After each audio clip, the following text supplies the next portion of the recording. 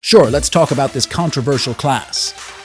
It's the one that represents the darker side of humanity, the class that makes us use command spells and quartz over and over again. And some of you have been asking for a discussion about this class, so let's get started. Oh, I know class affinity is just a system to make players feel fair in the game. That's why I want to let you know that this is just a theory I'm coming up with, so we can feel like, oh, that makes sense. Let's start with the Beast one, Goetia, the big buff guy behind this skinny so-called Mage King. It's the oldest summoning spell that has gained sentience and evolved into a living spell. It's weak against the Cavalry class and effective against the Knight class. Why? Well, think about where Goetia's roots lie for a moment. What does he remind you of? That dude who's always impersonating others, using their identities and powers to go up against heroic spirits. Bingo! He's like a pretender-class servant. Feels like the concept of Goetia was brewing way before the game developers even thought of the pretender class. And let's check out the pretender class affinities. They match up pretty darn well. He's weak when attacking the Cavalry class and strong against the Knight class. Now imagine Goetia as a pretender with affinities similar to Beast 1.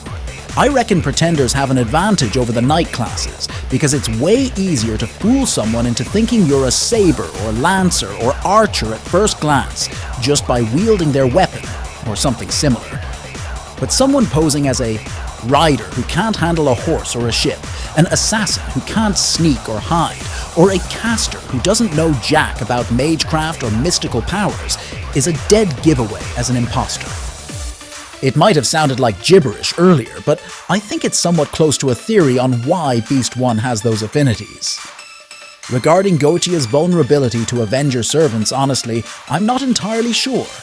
But hey, maybe it's because Goetia's whole deal is trying to make a world where everybody's immortal, in his twisted way, while most Avengers are out for revenge on those who did him dirty, usually gunning for specific folks to meet their maker. So, perhaps that makes it a piece of cake for Avengers to throw a wrench in Goetia's plans. But this beast right here doesn't seem to have any weaknesses or effectiveness either. It's like Mash has found herself a buddy if this mommy is around the same age as her. Tiamat has no class advantage or disadvantage against any servants. She's the mom, she's the essence, she's the MILF. Mom, I'd like to fight. We know she's a primordial being. I guess that's one of the factors why she doesn't have any weaknesses or effectiveness. Tiamat's role as the mother of all life positions her as a neutral force in the conflict between different classes of servants. She doesn't naturally lean towards or against any particular creatures, as her concerns are more fundamental and universal in nature. So, she doesn't show any class-specific advantages or disadvantages. I mean, no mother wants to fight her own children, just like no child wants to fight their own mother. Kiara, as Beast 3, poses a major existential threat because of her relentless pursuit of pleasure and her desire to dominate others, leading her to exploit and manipulate them. In the game, she's weak against Alter Ego and Moon Cancer. Well, story-wise, that makes the most sense since Kiara can be defeated thanks to the assistance of BB, Lip, and Meltrillis. Moreover, Moon Cancers like BB have unique powers linked to the Moon Cell's digital world. BB's expertise in this realm allows her to counter Kiara's attempts at domination, disrupting her plans from within. For the other Beast 3, Kama, she's weak against foreigners and alter egos. Her vulnerability to alter egos is pretty straightforward. Story-wise, it was an alter ego Kiara who helped us defeat her, to the extent that Kiara sacrificed herself to aid Fujimaru and his party in defeating Kama. As for her weakness to foreigners, it aligns with her own exposition. If she represents the universe itself, or is intrinsically linked to it, then it makes sense that she would struggle more against entities from outside this universe. Koyanskaya, as Beast 4, has a full class disadvantage against demonic beast caster servants, which essentially includes the likes of Tamamo no Mai. Given that her name is derived from someone within the Tamamo 9, but is actually a different entity, it makes sense that she would be weak against the person who created the authentic Tamamo 9.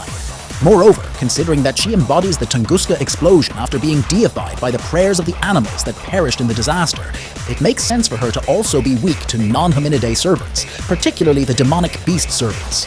After all, she's not here to fight her own animals. Now, for this one, I'm not entirely sure. I'm not an arcade player, and due to deep lore of this class, I don't have any good knowledge about this particular beast. As far as I know, this is the only beast class that we can summon. However, I feel there might be a connection as to why the Beast of Sodom has a full disadvantage against extra classes, because Beast 6, Nero, made her debut in the game Fate Extra. Camazotz. This beast here, I've glanced through his story, although I'm still following NA. Camazotz has a class advantage over foreigners. To me, that's quite clear, considering he once defeated ORT in the past. As for his weaknesses to the Pretender and Moon Cancer classes, I'm not entirely sure. I haven't gone through Lostbelt 7 yet, so maybe you all could help me out with that. For Beast 7, you Olga Marie. Sorry, I can't really say much about her affinities either, but one thing I want to say about this beast is I hate her design, like really hate it.